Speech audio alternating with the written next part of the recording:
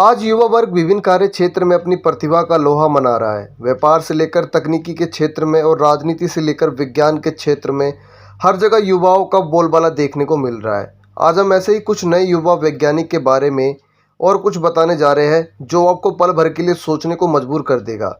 दरअसल कुछ युवा वैज्ञानिक शोधकर्ताओं ने अपने नव प्रयोग की कसौटी का खरा उतरने का दावा किया है। ये नौजवान वैज्ञानिक है आरिफ अली और दिव्यराज सापकोटा, जो मूल रूप से नेपाल के नागरिक है। वे जिस नए वैज्ञानिक सिद्धांत पर शिद्दत से काम कर रहे हैं, उनके संबंध में उन्होंने दावा पेश किया है कि वह अपने अध्ययन और शोध से निकलने वाले प्रयोग में सफल होने वाले हैं। साथ ही उन्होंने ये भी दावा किया है कि उनके इस शोध के बाद आइंस्टाइन और न्यूटन की थ्योरी भी काफ़ी पीछे छूट जाएगी। 17वीं शताब्दी में सर आइजैक न्यूटन ने ग्रेविटी से रिलेटेड एक थ्योरी दिया और उसके करीब 100 साल बाद एल्बर्ट आइंस्टाइन ने उसी थ्योरी को अपडेट किया, मतलब उसकी जो ड्रॉबैक्स थी उसे भी कवर करके उन्होंने जनरल थ्योरी ऑफ रिलेटिविटी दिया। और वो थ्योरी दिया भी अभी 100 ईयर्स से ऊपर हो चुके हैं, 110 ईयर्स हो चुके हैं। तो उसके बहुत सारे लिमिटेशंस हैं, जैसे कि जो स्पीड ऑफ लाइट की बात है, जो constituency of speed of light की बात है, और बहुत सारे टॉपिक्स है जो अभी भी डिबेट में रहते हैं बहुत फिजिसिस्ट के साथ में। और इसकी कोहेरेंस जो क्वांटम मैकेनिक्स से ये उनकी थ्योरी नहीं मेल खाती है, ये भी एक प्रॉब्लम है। और हमने क्या ट्राई किया है, हम वो सारे लिमिटेशंस को, सारे प्रॉब्लम्स को कवर करें और हमने 7 डिफरेंट थ्योरीज को एक अम्ब्रेला के अंडर लाने की कोशिश की है इस एंशिएंट थ्योरी ऑफ एवरीथिंग में। जैसे अब हर थ्योरी, कोई भी थ्योरी परमानेंट नहीं होती है, हर थ्योरी की अपनी एक सक्सेस होती है और अपनी लिमिटेशंस होती हैं। वैसे ही आइंस्टाइन की रिलेटिविटी में भी जो उनकी स्पेशल रिलेटिविटी की दूसरी पोस्टुलेट्स थी, वो एजम्पशंस से बहुत सारे फिजिसिस्ट अभी नाखुश दिखते हैं या वो वेरिफिकेशन चाहते हैं। 100 साल हो चुका है फिर भी वो अभी तक प्रूव नहीं हुआ है वो एजम्पशन को ही लेके हम आगे बढ़ रहे हैं। तो हमने एक ऐसी थ्योरी प्रेजेंट करने की कोशिश की है जो उस वेल डिबेटेड थ्योरी को साइड करके वो जो डिबेट वाली टॉपिक है उसको साइड करके विदाउट दैट एजम्पशन एक थ्योरी प्रेजेंट करें, वो हमारी प्रयास है इस थ्योरी में। ऐसा है, देखिए सर, हम किसी थ्योरी को गलत साबित नहीं कर सकते हैं, और वो भी आइंस्टाइन की थ्योरी जो मोर देन 100 ईयर्स से इतनी हाई एक्यूरेसी से काम कर रही है। पर हमारा अटेम्प्ट क्या है कि उनके जो लिमिटेशंस है, वो कुछ ऐसे चीजें जो एक्सप्लेन नहीं कर पाए, हम उन्हें कवर करने की कोशिश कर रहे हैं। और माइक्रोस्कोपिक लेवल में भी, जो क्वांटम लेवल में भी इस थ्योरी को हम लोग कंसिस्टेंट बनाने की कोशिश कर रहे हैं। वही कोशिश हमने इस पेपर के रूप में प्रेजेंट किया है। हमने अभी तक अपने 2 पेपर्स, हमारी ये थ्योरी ऑफ एवरीथिंग की 2 पेपर्स भी पब्लिक कर चुके हैं एक OSF प्रीप्रिंट में, और हमारे और भी पेपर्स हैं जो लाइन में, वेरी सून हम वो भी पब्लिक करने वाले हैं। देखिए, ये थ्योरी पूरे फिजिक्स को ही अलग तरीके से समझने की एक अटेम्प्ट रहेगी। जैसे अभी आप लोगों को पता होगा कि billions and billions of dollars dark matter के खोजी में हो रही है, और शायद वो कॉन्सेप्ट ही गलत हो। हम लोग शायद जो चीज एग्जिस्ट ही नहीं करता है उस चीज के पीछे भाग रहे हैं, और बिलियंस ऑफ ह्यूमन एक्सपेंसेस उसमें डॉलर स्पेंड हो रहे हैं। तो हमारी थ्योरी वैसी बहुत सारे चीज जो अभी जो फिलहाल जितने थ्योरी एग्जिस्ट करते हैं जो एक्सप्लेन नहीं कर पाए हैं, वो थ्योरीज को भी, वो उस बारे में भी ये थ्योरी एक्सप्लेन करे। और जो चीज अभी तक मिस्ट्री रही है, जैसे तारों का डिसअपियर होना, जैसे क्वांटम मैकेनिक्स के साथ कोहेरेंस नहीं होना, वो सारे प्रॉब्लम्स को सॉल्व करेगी। और आने वाले भौतिक शास्त्र विज्ञान में ये एक माइलस्टोन साबित होगी, जैसा हमारा कहना है। जी एग्जैक्टली सर, एग्जैक्टली। बहुत सारे ऐसे खोज हैं जो हमें लगता है कि विश्व भर के साइंटिस्ट एक गलत दिशा में है।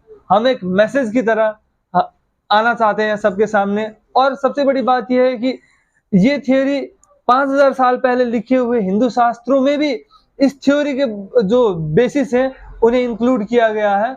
वो बहुत बड़ी बात होगी, और हिंदू शास्त्र को पूरे दुनिया में ग्लोबली हम लोग एक एक्सपोज कराना चाहते हैं। सबको पता चले कि इसमें कितनी क्या कहें क्वालिटी है, इसमें कितनी सारी इंफॉर्मेशन छुपी हुई है जो अभी तक हम लोग डिग नहीं कर पाए हैं। दरअसल ये दोनों वैज्ञानिक थ्योरी ऑफ एवरीथिंग के शोध पर काम कर रहे हैं। इनका दावा है कि ये जिस प्रयोग को अमली जामा पहनाने वाले हैं, उसका आधार हमारे अति प्राचीन ग्रंथ भगवत गीता और अर्थवेद में है।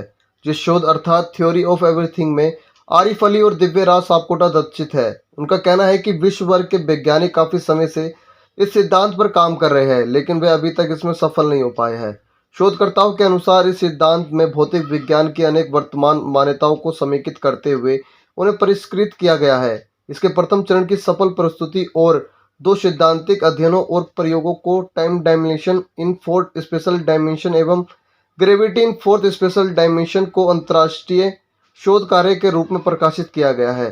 दोनों युवा वैज्ञानिक इस अध्ययन को लेकर इतने उत्साहित थे कि वे हाल ही में नई दिल्ली भी आए थे। बहरहाल दोनों युवा वैज्ञानिक आरिफ अली और दिव्यराज सापकोटा की माने तो राष्ट्रीय विज्ञान एवं प्रौद्योगिकी अकादमी में भी उनके अध्ययन की समीक्षा करते हुए प्रशंसा की है। और अभी हमने मिलके एक थ्योरी ऑफ एवरीथिंग बनाई है। तो ये थ्योरी और दूसरी थ्योरी से कैसे डिफरेंट है कि जैसे आइंस्टाइन की जनरल थ्योरी ऑफ रिलेटिविटी है, वो सर्टेन एस्पेक्ट्स के लिए वो एकदम परफेक्ट काम करती है, और क्वांटम मैकेनिक्स है वो क्वांटम स्केल में बहुत परफेक्ट काम करती है। लेकिन अब हम एक थ्योरी को दूसरी थ्योरी पे डाल दें तो वो मिसमैच हो जाती है। तो हमने क्या किया कि हम एक थ्योरी ऑफ एवरीथिंग बनाने जा रहे हैं। ये थ्योरी ऑफ एवरीथिंग ऐसी थ्योरी होगी जो सभी ज़्यादा से ज़्यादा साइंस के एक्सपर्ट को एक ही अम्ब्रेला के अंडर में रख के उसको एक्सप्लेन कर पाएगी। और उसे हमने ये बनाने के लिए हिंदू शास्त्र और अथर्ववेद और इवन कुरान ऐसी चीज़ों का थोड़ा थोड़ा बेस मान के हमने ये थ्योरी डेवलप की है। और हमारी theory black hole, quantum mechanics, time dilation ऐसे बहुत सारे एस्पेक्ट को एक ही अम्ब्रेला के अंडर में रख के एक्सप्लेन करता है।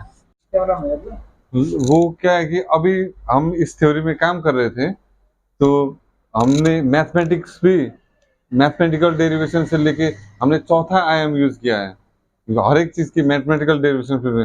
और वो एक चौथा आयाम इस ऐसे प्रूव होके जा रहा है कि डिफरेंट एस्पेक्ट को एक ही पोस्टुलेट, 2-3 पोस्टुलेट के लेके हम एक्सप्लेन कर रहे हैं। तो फॉर एग्जांपल हमने टाइम डायलेशन एक्सप्लेन, वही चौथा टाइम आयाम यूज करके टाइम डायलेशन एक्सप्लेन कर लिया है।